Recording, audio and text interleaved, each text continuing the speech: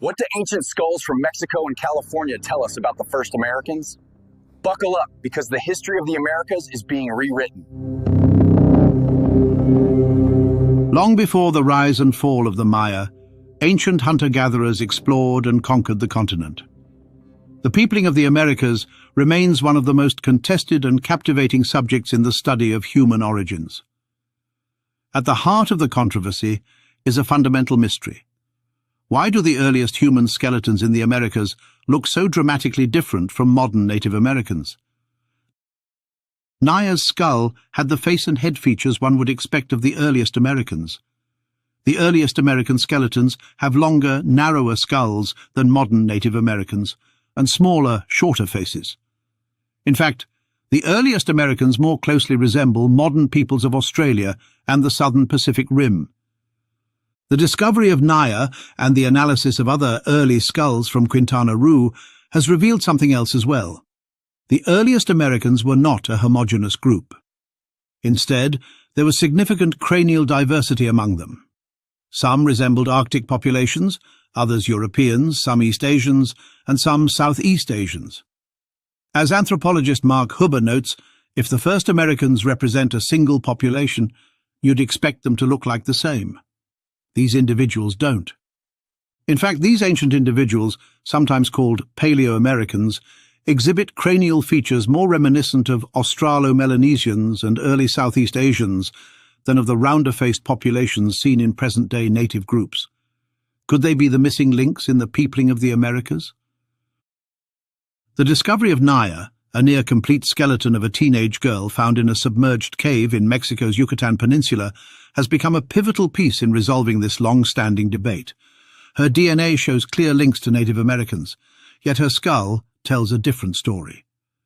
This video explores Naya's discovery, her genetic and morphological profile, and how she compares to the La Brea woman, shedding light on the implications for our understanding of the first Americans.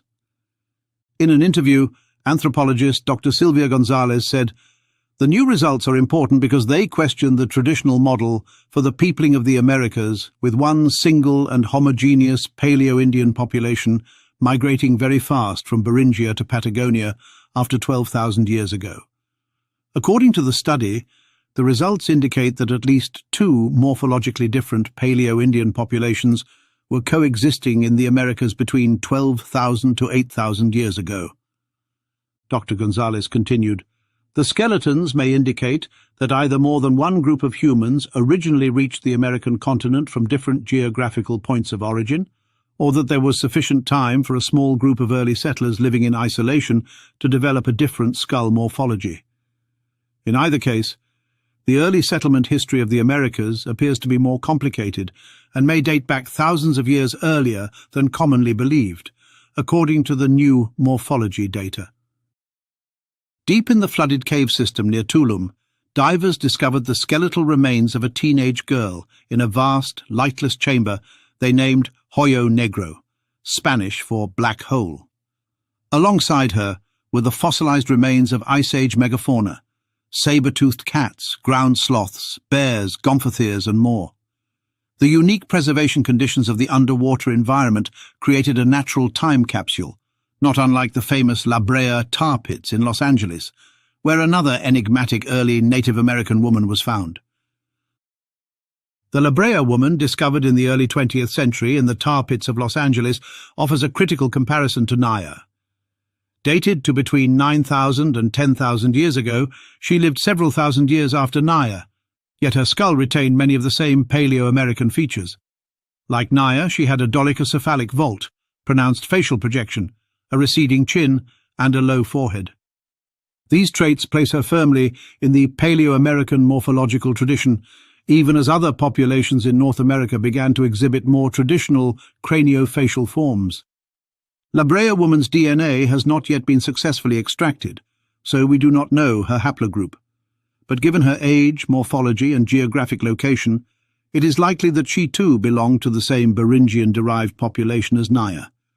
If so, her persistence of Paleo-American traits would suggest that certain regions, particularly along the Pacific coast, may have remained relatively isolated, preserving early morphological patterns, even as genetic diversity and adaptation shaped populations elsewhere.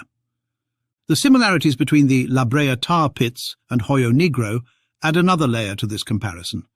Both are natural traps that preserved ancient humans alongside Ice Age megafauna. The La Brea woman may have died of blunt force trauma to the head, as evidenced by a very obvious crack on her forehead, and she was about 5 feet tall and between 18 and 25 years old. Her teeth showed that she ate grain, which was likely harvested and ground up in an early form of agriculture. In both cases, the death and burial of the individual were unknown, but both wound up in a place that would ensure their extraordinary preservation. These fossil-rich sites not only offer rare skeletal remains, but also preserve entire ecosystems, providing critical context for the lives of early humans in the Americas. The discovery site is like a miniature version of the La Brea tar pits, only without the tar and with better preservation. Naya's skeleton had lain undisturbed for over 12,000 years in a bell-shaped chamber more than 100 feet deep.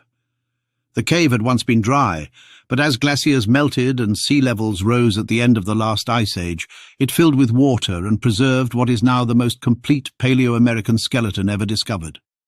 She stood about 4 feet 10 inches tall, delicately built, and was about 16 to 18 years old. She may have accidentally fell into the abyss, or she may have died during childbirth, and then her body placed into the cavern. There is evidence that she may have been a young mother at the time of her death. Her teeth and bones showed signs of hardship, including evidence of healed trauma and malnutrition. Most strikingly, she had a skull with long, narrow features, a low forehead, and a projecting face, characteristics typical of early Paleo-Americans, yet vastly different from the facial shape of most modern Native Americans. Establishing Naya's age required innovative approaches. Traditional radiocarbon dating was unreliable due to mineralization from long submersion in warm, salty water.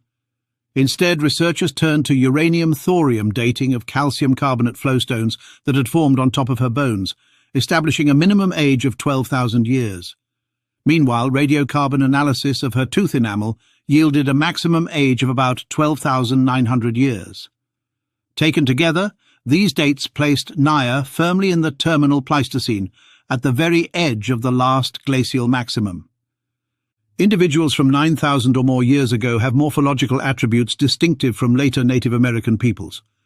What we have here is the unique combination of a young female Paleo-American skeleton with a Native American DNA haplotype, said Professor Douglas Kennett of Pennsylvania State University. As stated, the radiocarbon dating of the DNA tooth enamel yielded a maximum age for Naya of 12,900 years ago.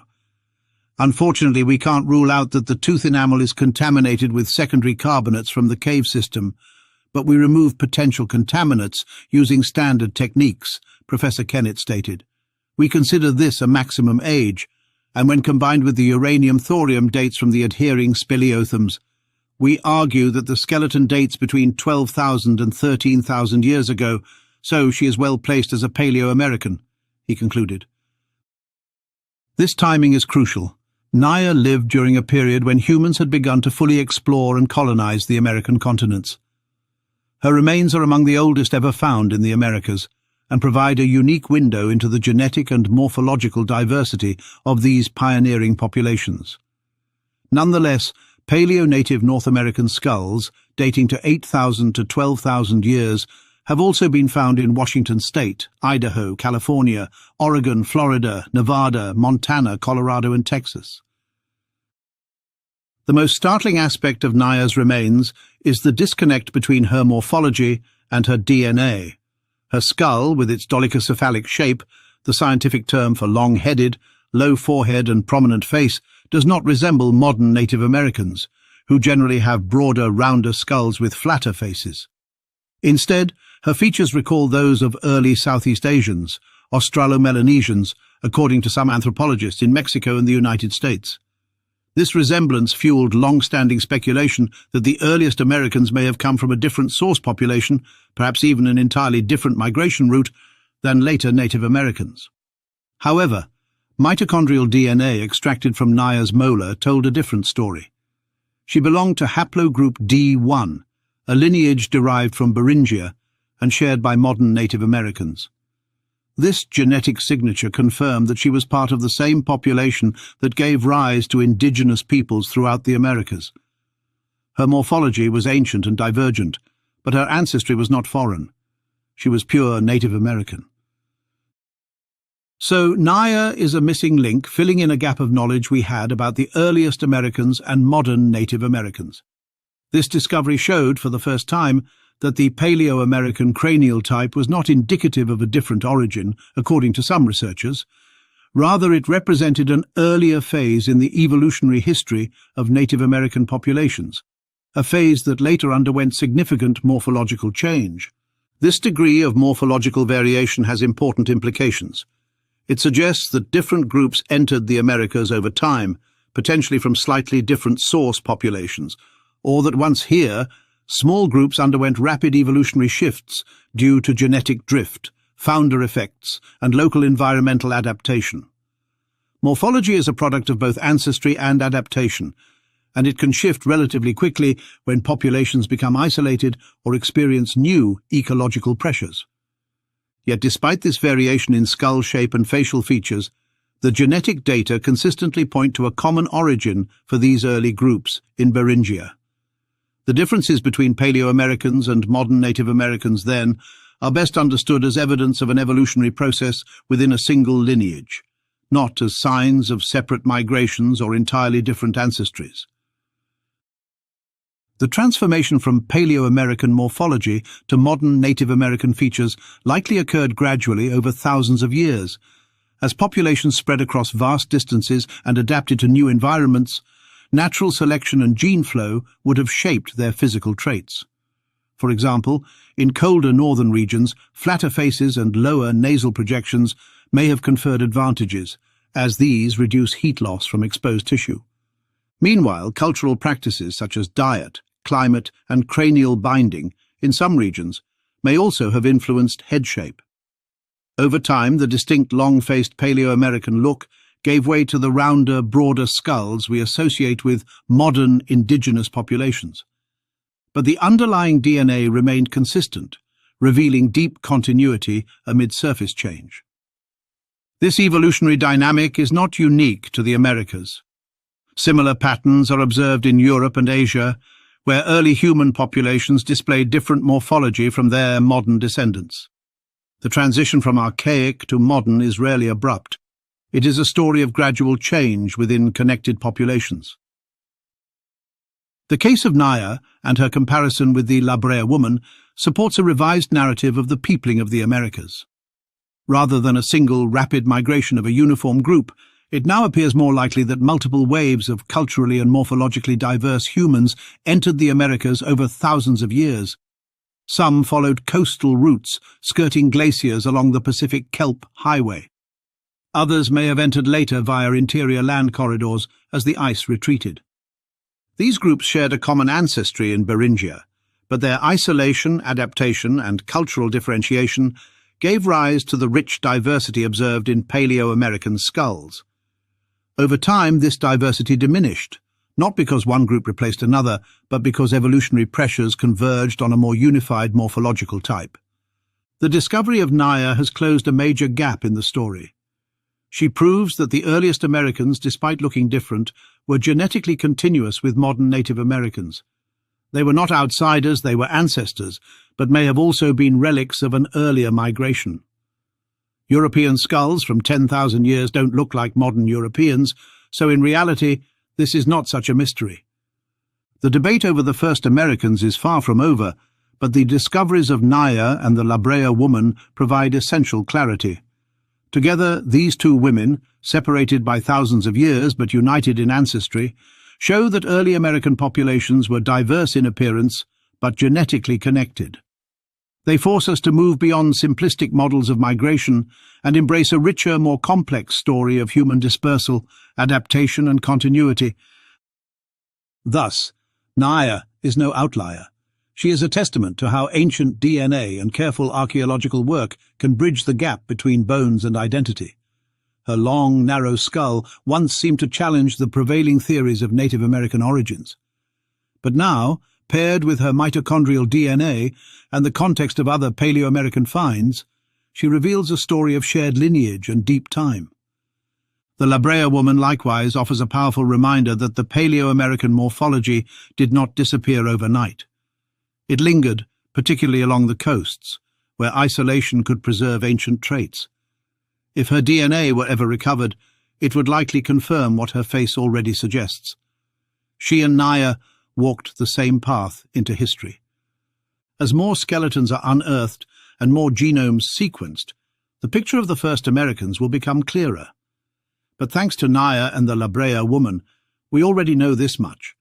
The first peoples of the Americas were not strangers to those who came after. They were their ancestors, but the question still remains: where did the Austronesian genetic component found in early South Americans come from? Are these skull morphologies consistent with an origin in Southeast Asia? Thank you for watching, and please leave a comment and subscribe for more content.